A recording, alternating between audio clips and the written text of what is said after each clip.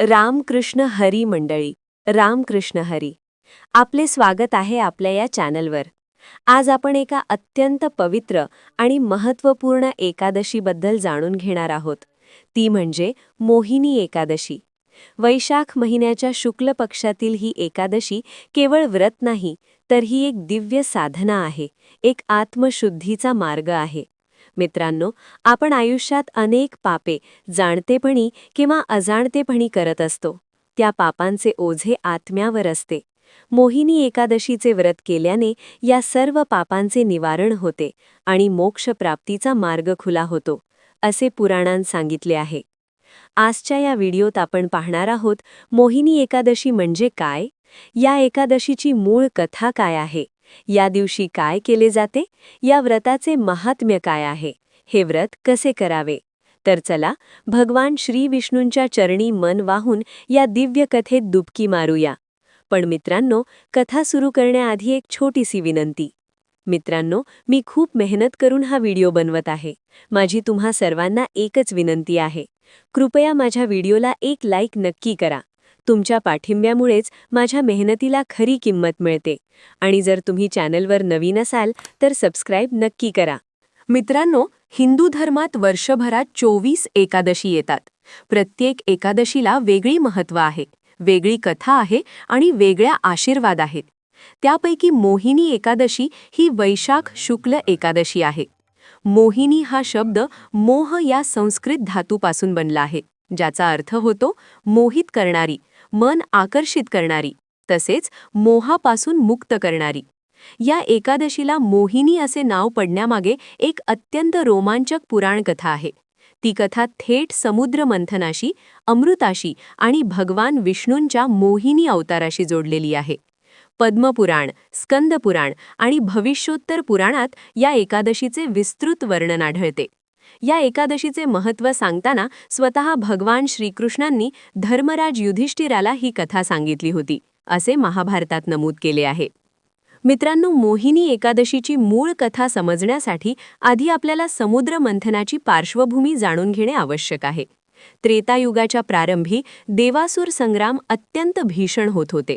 देवांचा राजा इंद्र आणि त्याचे देव एका बाजूला, तर दैत्यांचा राजा बळी आणि त्याचे असुर दुसऱ्या बाजूला, असा हा अखंड संघर्ष चालू होता. दुर्वास ऋषींच्या शापामुळे इंद्राने आपले ऐश्वर्य गमावले होते. तेजहीन झालेले देव दैत्यांच्या प्रहारांपुढे टिकाव धरू शकत नव्हते. देव अत्यंत दुर्बल झाले होते. त्यांनी ब्रह्मदेवांकडे धाव घेतली. ब्रह्मदेवांनी त्यांना भगवान विष्णूंकडे नेले. भगवान विष्णूंनी देवांना सांगितले की क्षीरसागराचे मंथन करा, त्यातून अमृत बाहेर येईल. ते अमृत पिऊन तुम्ही अमर व्हाल आणि दैत्यांवर विजय मिळवू शकाल. मात्र या मंथनासाठी एकट्या देवांमध्ये शक्ती नव्हती. म्हणून भगवान विष्णूंनी देव आणि दैत्यांमध्ये तह घालून आणला. मंदार पर्वत रवीच्या रूपाने उभारण्यात आला. वासुकी नाग दोरीप्रमाणे वापरण्यात आला. देव वासुकीची शेपटी धरून एका बाजूला उभे राहिले, तर दैत्य त्याचे तोंड धरून दुसऱ्या बाजूला उभे राहिले आणि सुरू झाले ते महाकाय समुद्रमंथन. मित्रांनो, समुद्रमंथन सुरू झाले आणि एकापाठोपाठ एक अद्भुत रत्ने, देवता आणि वस्तू बाहेर येऊ लागल्या. सर्वात प्रथम बाहेर आले ते हलाहल, विश्वाला नष्ट करण्याची शक्ती असलेले महाभयंकर विष. त्याच्या तीव्र दाहाने तीनही लोक जळू लागले. सर्व देव दानव घाबरले. तेव्हा भगवान शंकरांनी ते विष आपल्या कंठात धारण केले आणि विश्वाला वाचवले. म्हणूनच त्यांना नीलकंठ असे म्हणतात. त्यानंतर बाहेर आल्या कामधेनू, इच्छा पूर्ण करणारी गाय, उच्चैश्रवा, दिव्य अश्व, ऐरावत, दिव्य हत्ती, कौस्तुभमणी, पारिजात वृक्ष, लक्ष्मी देवी, वारुणी, दारू, चंद्र आणि धन्वंतरी, वैद्यकाचे देवता. धन्वंतरींच्या हाती होता तो सोन्याचा अमृतकुंभ. आता सुरू झाली खरी समस्या. अमृत बघताच दैत्यांनी त्यावर धडप घातली. ते म्हणाले, आम्ही मंथनात भाग घेतला, त्यामुळे अमृतावर आमचाच हक्क आहे. देव आणि दैत्यांमध्ये अमृताकरिता भयंकर भांडण सुरू झाले. देव गयावया करू लागले. भगवान विष्णूंना साकडे घालू लागले. आणि तेव्हाच भगवान विष्णूंनी एक अद्भुत लीला केली. भगवान विष्णूंनी मोहिनी अवतार धारण केला. एक अत्यंत सुंदर, मनोहर, दिव्य तेजस्वी स्त्रीरूप धारण केले. तिचे सौंदर्य इतके अवर्णनीय होते की त्या मोहिनीला पाहताच दैत्यांचे मन गुंग झाले. त्यांची बुद्धी काम करेनाशी झाली. दैत्य एकमेकांशी भांडत अमृताचा कुंभ घेऊन चालले होते. तेवढ्यात त्यांनी एका अत्यंत रूपवान स्त्रीला पाहिले. ती मोहिनी इतकी सुंदर होती की दैत्यही थबकले. त्यांनी तिला विचारले, "तू कोण आहेस हे सुंदरी? आम्ही कधी इतक्या सुंदर स्त्रीला पाहिले नव्हते." मोहिनीने मंद स्मित केले आणि म्हणाली, "मी एक साधारण स्त्री आहे. तुम्ही भांडत का आहात? हे काय आहे तुमच्या हाती?" दैत्यांनी सांगितले, "हे अमृत आहे. आम्हाला हे देव दानव यांना वाटायचे आहे, पण आपसात भांडण होत आहे. तू वाटप कर." मोहिनी म्हणाली, "ठीक आहे, मी वाटप करेन. मात्र एक अट आहे, माझ्या निर्णयावर कोणीही प्रश्न विचारायचा नाही." दैत्यांनी आनंदाने मान्य केले. देव आणि दैत्य 2 रांगात बसले. मोहिनी अमृत वाटू लागली. ती आधी देवांना द्यायची, मग दैत्यांकडे जायची. पण दैत्यांच्या पानात काहीच पडत नव्हते. देव अमृत पीत होते, दैत्य चकित होऊन पाहत होते. मोहिनीच्या मोहात गुंतलेल्या दैत्यांना काहीच कळत नव्हते. एका दैत्याने मात्र हे ओळखले. त्याचे नाव होते राहू. तो देवांच्या पंक्तीत जाऊन बसला आणि त्याने अमृत प्यायले. चंद्र आणि सूर्याने त्याला ओळखले आणि मोहिनीला सांगितले. मोहिनीने म्हणजे भगवान विष्णूंनी आपल्या सुदर्शन चक्राने राहूचे मस्तक उडवले. परंतु त्याने आधीच अमृत प्यायला असल्याने तो मरला नाही.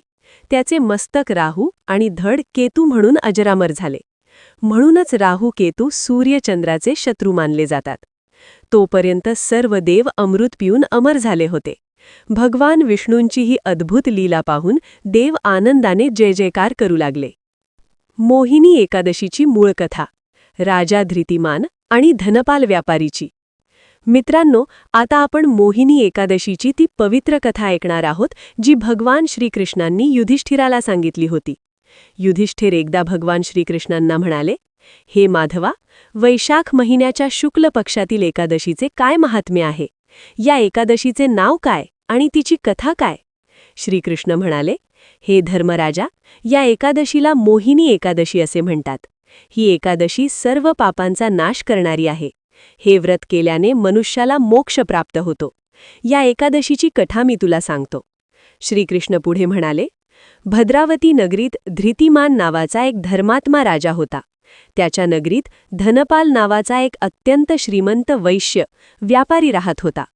धनपाल अत्यंत धार्मिक, देवभक्त आणि दयाळू होता. तो नेहमी गरिबांना दान करायचा, मंदिरे बांधायचा, तीर्थयात्रा करायचा. धनपालाला 5 पुत्र होते: सुमना, द्युतिमान, मेधावी, सुकृत आणि धृष्टबुद्धी. धनपालाचे 4 पुत्र पित्यासारखेच सदाचारी, देवभक्त आणि परोपकारी होते. परंतु 5वा पुत्र धृष्टबुद्धी मात्र अत्यंत दुराचारी होता. तो दिवसभर चोरी, जुगार, व्यसने, मद्यपान, परस्त्रीगमन अशा कुकर्मांत रमायचा. चोर, डाकू, व्यसनी लोकांची त्याची संगत होती. पित्याने कमावलेली संपत्ती तो उधळून टाकायचा. धनपालाने धृष्टबुद्धीला अनेकदा समजावले, रडत विनवणी केली, रागवला, शिक्षाही केली, पण काहीही उपयोग झाला नाही. शेवटी धनपालाने अत्यंत व्यथित होऊन त्याला घरातून बाहेर काढले. घरातून बाहेर पडलेल्या धृष्टबुद्धीकडे आता काहीच नव्हते. पित्याचे घर बंद झाले. त्याच्या दुष्ट मित्रांनीही त्याला सोडले, कारण आता त्याच्याकडे देण्यासाठी पैसे नव्हते. जे मित्र वाईट वेळी सोडून जातात ते मित्र नव्हेत, हे धृष्टबुद्धीला आता उमगले. तो रस्त्यावर आला. त्याला भूक लागली, तहान लागली. त्याने चोरी करण्याचा प्रयत्न केला, पण पकडला गेला आणि मार खाऊन हाकलून दिला गेला. तो भटकत, उपाशी राहत, झाडाखाली झोपत जगू लागला. एकदा भुकेने व्याकुळ झालेल्या दृष्टबुद्धीने ब्राह्मणाच्या घरात शिरून काही अन्न चोरण्याचा प्रयत्न केला. ब्राह्मणाने त्याला पाहिले आणि राजाच्या सिपाहींना बोलावले. सिपाहींनी त्याला पकडून राजाच्या दरबारात आणले. राजाने त्याची चौकशी केली. सारे वर्तमान कळताच राजाला संताप आला. राजा म्हणाला, "हा धनपालाचा कुलंगार पुत्र. याने आपल्या पूज्य पित्याचे नाव बुडवले. याला कठोर शिक्षा केलीच पाहिजे." राजाने दृष्टबुद्धीला नगराबाहेर हाकलून देण्याची शिक्षा दिली. दृष्टबुद्धी नगराबाहेर पडला. जंगलात भटकू लागला. भुकेने, तहानेने, थंडीने, उन्हाने तो अर्धमेला होऊन गेला. वन्य प्राणी त्याला भयभीत करायचे. रात्री उपाशी झोपायचा, दिवसा भिक्षा मागायचा. तो आपल्या दुष्कर्मांबद्दल पश्चाताप करू लागला. त्याला वाटले, माझ्या पित्याने किती पुण्यकर्मे केली, किती दान दिले, किती यज्ञ केले, पण मी त्या सर्व पुण्याचा नाश केला. मी किती पापी आहे. माझ्या या पापांचे प्रायश्चित्त कधी मिळेल का? एकदा धृष्टबुद्धी वनात भटकत असताना त्याला एक आश्रम दिसला. आश्रमाभोवती सुंदर फुलझाडे होती. पक्ष्यांचा मधुर आवाज येत होता. वातावरण शांत आणि पवित्र होते. तो आश्रमाकडे गेला. आश्रमात कौंडिन्य नावाचे एक महान ऋषी होते. ते वेदशास्त्र पारंगत, तपस्वी आणि परोपकारी होते. ते नेहमी भगवान विष्णूंचे भजन करायचे आणि मोक्षमार्गाचे मार्गदर्शन करायचे. दृष्टबुद्धीने त्यांच्या पायांवर डोके ठेवले आणि रडत रडत आपली सारी हकीकत सांगितली. तो म्हणाला, हे महर्षी, मी महापापी आहे. मी माझ्या पित्याचा, कुलाचा, समाजाचा अपमान केला. मी अनेक पापे केली आहेत. माझ्या या पापांचे प्रायश्चित्त कधी मिळेल? मला काही उपाय सांगा. जगण्याची इच्छा नाही, पण मरणेही पाप आहे. कौंडिन्य ऋषी त्याच्या अश्रूंनी आणि पश्चातापाने द्रवले. ते म्हणाले, वत्सा, घाबरू नकोस. भगवान श्री विष्णू करुणामयी आहेत. ते सर्व पापींचा उद्धार करणारे आहेत. ज्या मनुष्याला आपल्या पापांची जाणीव होते, ज्याला खरा पश्चाताप होतो, भगवंत त्याला नक्कीच माफ करतात. धृष्टबुद्धी म्हणाला, ऋषीवर्य, मला काही व्रत, काही उपाय सांगा ज्याने माझे पाप धुवून निघेल. मी काहीही करायला तयार आहे. कौंडिन्य ऋषी म्हणाले, वत्सा, वैशाख महिन्याच्या शुक्ल पक्षाची एकादशी येत आहे. तिला मोहिनी एकादशी म्हणतात. या एकादशीचे व्रत कर. भगवान श्री विष्णूंचे मनोभावे पूजन कर. जागर कर, भजन कीर्तन कर. हे व्रत केल्याने तुझी सर्व पापे नष्ट होतील आणि तुला मोक्ष प्राप्त होईल. दृष्टबुद्धीने डोळ्यातील अश्रू पुसले. आशेचा किरण दिसला. त्याने ऋषींना नमस्कार केला आणि व्रत करण्याचा दृढ निश्चय केला. मोहिनी एकादशीचा दिवस उजाडला. दृष्टबुद्धीने ऋषींनी सांगितल्याप्रमाणे दशमीच्या दिवशीपासून तयारी सुरू केली. त्याने एकाच वेळी जेवण केले, सात्विक आहार घेतला आणि मन शुद्ध केले. एकादशीच्या पहाटे उठून त्याने नदीत स्नान केले. स्वच्छ वस्त्र परिधान केले. कौंडिन्य ऋषींच्या आश्रमातील विष्णू मंदिरात गेला. त्याने तुळशी, फुले, चंदन, धूप, दीप लावून भगवान श्री विष्णूंचे षोडशोपचार पूजन केले. दिवसभर त्याने उपवास केला. अन्न पाणी न घेता केवळ भगवंताचे नाम घेत, भजन करत, पुराणकथा ऐकत त्याने दिवस घालवला. त्याच्या मनात पश्चाताप होता, पण आता त्याला भगवंताची करुणाही जाणवू लागली होती. रात्री त्याने जागर केला. रात्रभर ओम नमो भगवते वासुदेवाय, हरे कृष्ण कृष्ण कृष्ण हरे हरे, विष्णू सहस्रनाम यांचे पठण करत, भजन कीर्तन करत रात्र जागवली. त्याच्या नेत्रांतून अश्रू वाहत होते.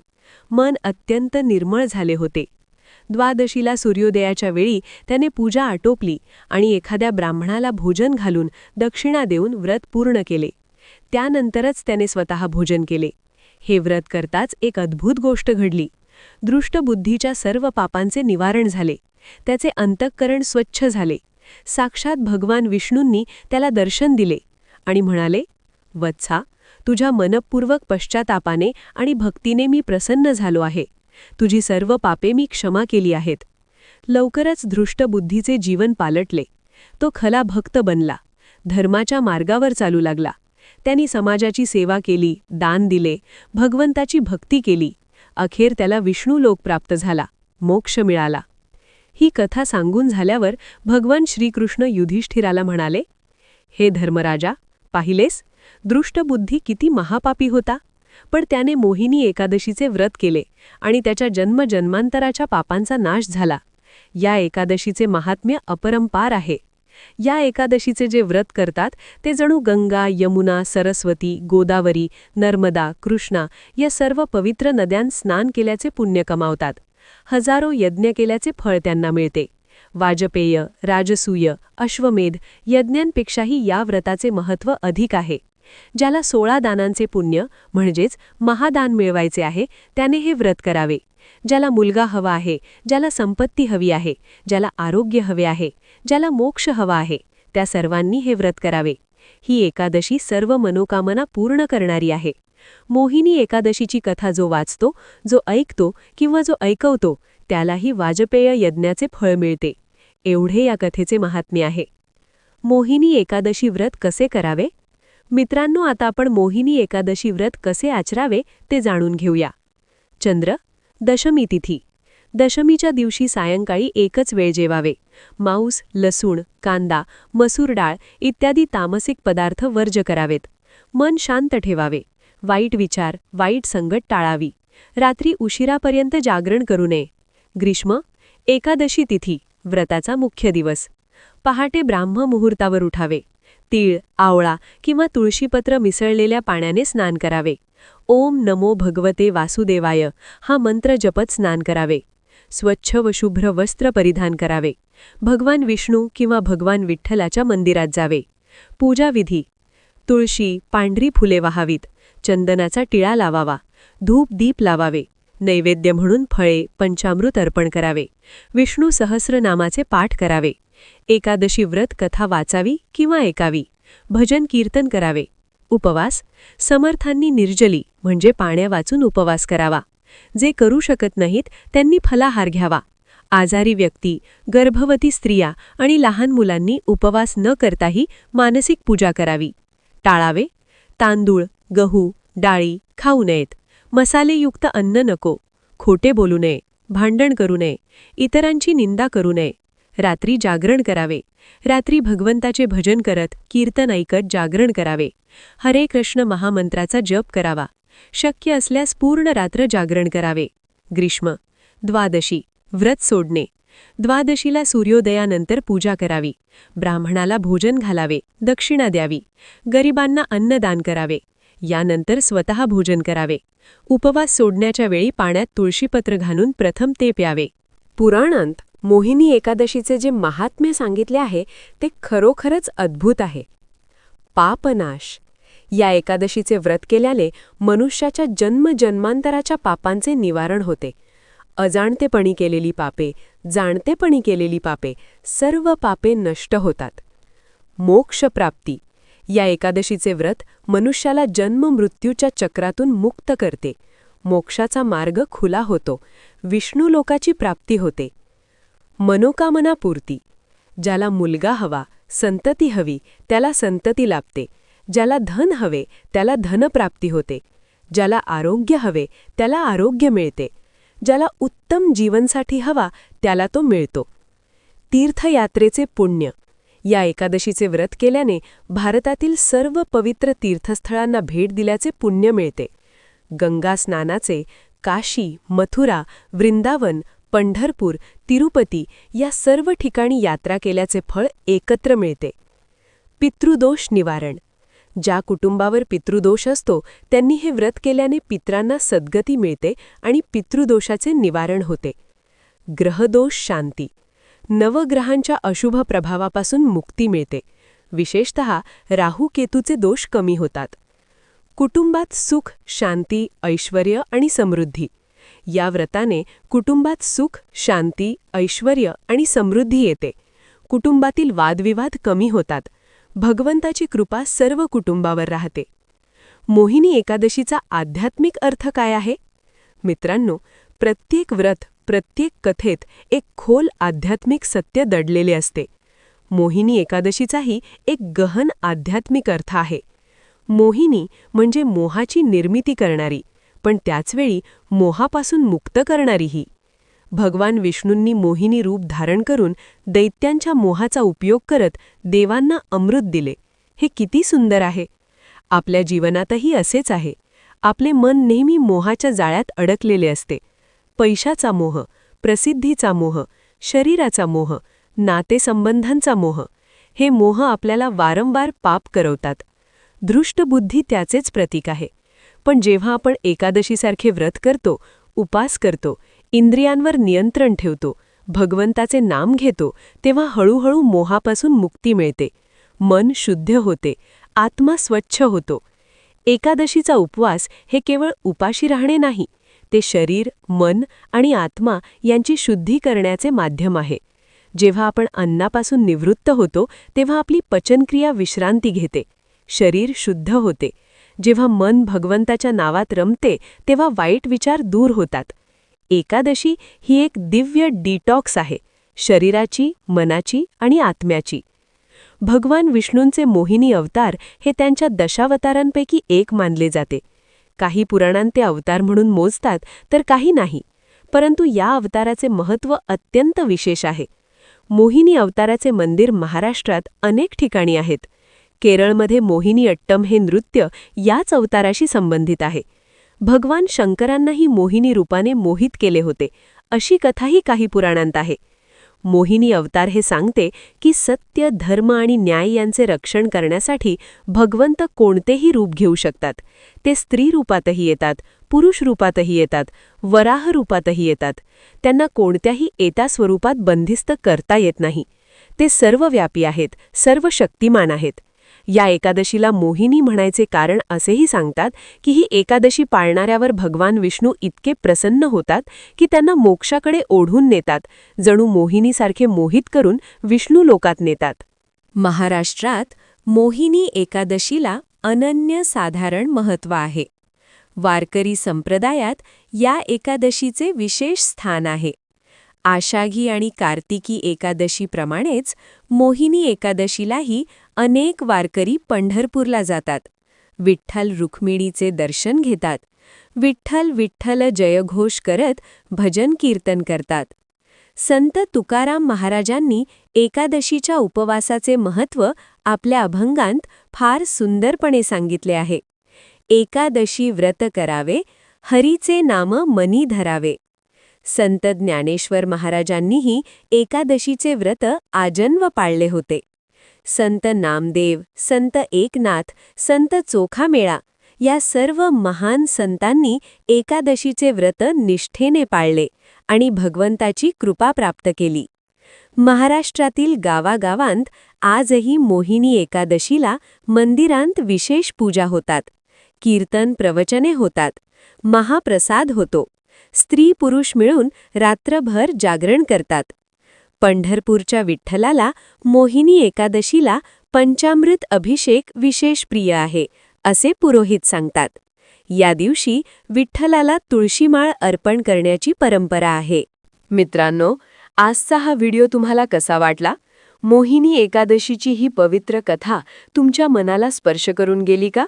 जर हा व्हिडिओ तुम्हाला आवडला असेल तर लाईक करायला विसरू नका. सबस्क्राईब करा आणि बेलची बटन दाबा, जेणेकरून अशाच पवित्र कथा आणि व्रत उत्सवांची माहिती तुम्हाला सर्वात आधी मिळेल.